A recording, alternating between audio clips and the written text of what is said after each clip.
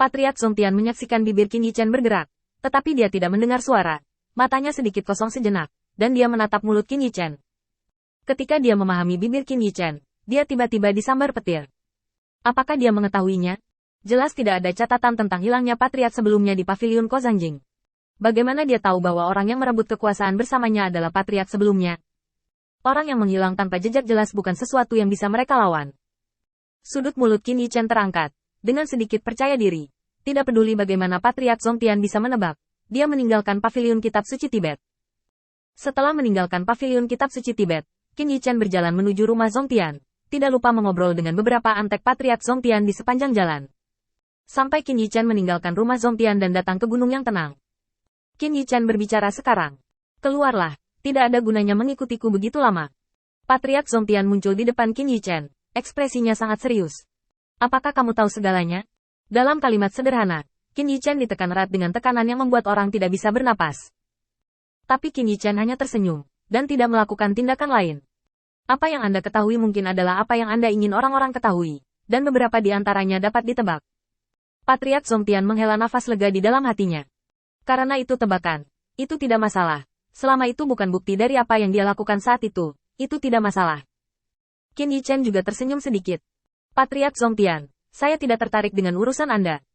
Seperti yang Anda tahu, tujuan saya adalah untuk mendapatkan persetujuan dari Tuan Kecil dan menjadi kuda suci dari Sekte Para Dewa.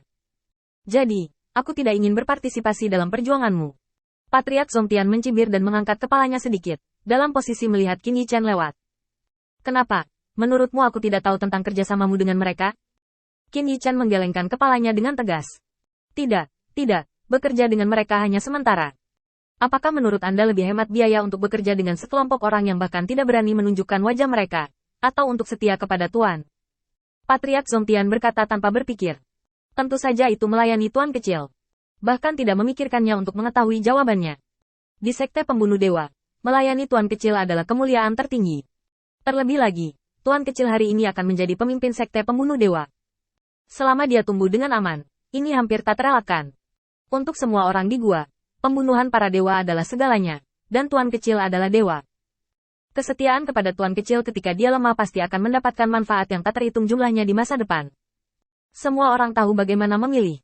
Qin Yichen memandang Patriark Zongtian dengan samar, dan sudut mulutnya terangkat.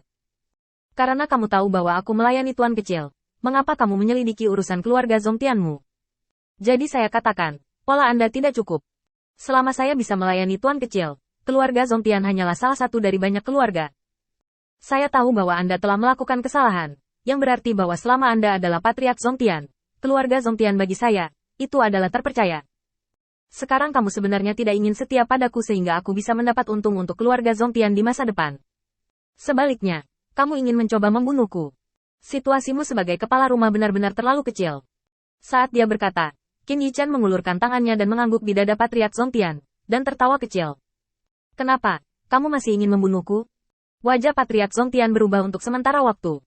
Untuk pertama kalinya dalam bertahun-tahun, dia merasa sedikit kagum pada Xian Sheng. Karena apa yang dia katakan, setiap kata menusuk dadanya, memukul lubang mati. Polanya memang tidak cukup. Setelah menerima kabut hitam yang akan bergerak, Patriark Zongtian menghadapi Qin Yichen untuk pertama kalinya. Yah, apa yang kamu ingin aku lakukan?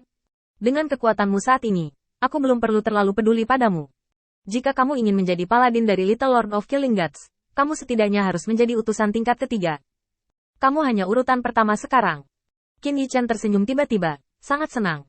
Selama Patriark Zongtian di depannya dibujuk, ancaman memasuki surga gua Sekte Pembunuh Dewa akan dihilangkan untuk sementara. Hal berikutnya yang perlu dihadapi adalah uji kekuatannya dari kedua belah pihak. Setelah rintangan ini, Qin Yichen tidak mengatakan dia berjalan menyamping di Sekte Pembunuh Dewa, setidaknya di rumah Zongtian, tanpa hambatan. Itu bisa dianggap sebagai pijakan yang kokoh. Setelah tertawa, Qin Yichen mendengus pelan. Apakah Patriark lupa cara mempromosikan utusan itu? Salah satunya adalah mengandalkan kekuatan sendiri untuk lulus ujian yang ditetapkan oleh setidaknya 3 keluarga. Kedua, kalahkan utusan tingkat berikutnya. Saya sudah menjadi utusan tingkat ketiga sekarang, tetapi Tuan belum mengumumkannya, dan saya tidak suka profil tinggi. Saya belum berganti pakaian itu. Patriark Zongtian membeku sesaat, dan tiba-tiba merasakan kepanikan di hatinya. Tidak heran Tuan Muda akan memberi Qin Yichen hadiah seperti itu setelah muncul. Ternyata bukan karena betapa hebatnya orang-orang di belakang Qin Yichen, Atau berapa banyak nilai yang mereka miliki sebagai ganti tuan kecil itu. Hanya karena dia adalah tuannya. Bahkan jika dia bisa membujuknya untuk muncul, dia tidak akan diberi hadiah. Pada saat itu, bukan tuan kecil yang dipanggil orang-orang itu. Ketika spekulasi ini muncul, bahkan Patriark Zongtian sedikit terkejut. Jika kebenarannya demikian, semuanya bisa dijelaskan dengan jelas. Ketika Anda memikirkannya, ini hampir sepenuhnya masuk akal. Karena suksesi tuan muda sekte pembunuh dewa saat ini, dia membutuhkan lebih banyak bawahan untuk menarik keluarga besar yang tidak bersatu. Ketika Si mengalahkan utusan tingkat ketiga pada usia 1000 tahun. Mulai tuan kecil. Citos, mengandalkan mengalahkan utusan tingkat ketiga untuk menjadi utusan. Bahkan seorang individu dapat melihat bakat kuat yang ditampilkan oleh Si. Sekte pembunuh dewa hanya perlu memberinya sumber daya yang cukup, dan sisanya tergantung pada bakatnya. Bahkan dimungkinkan untuk menjadi petarung terkuat di bawah tuan muda. Tidak banyak hubungan kekuasaan dalam keluarga Zongtian sekarang, dan hanya ada sedikit kontak dengan keluarga lain. Pada saat ini, merayu Xia berarti mendapatkan bawahan yang kuat yang sepenuhnya setia pada sekte membunuh para dewa. Semua kebenaran terungkap, dan Patriark Zongtian terbangun seperti mimpi. Ternyata begitu.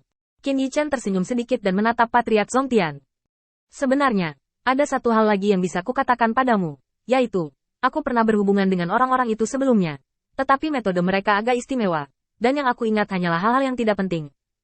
Jika Anda mau, Patriark Zongtian, saya dapat mencoba untuk terus bekerja sama dengan mereka.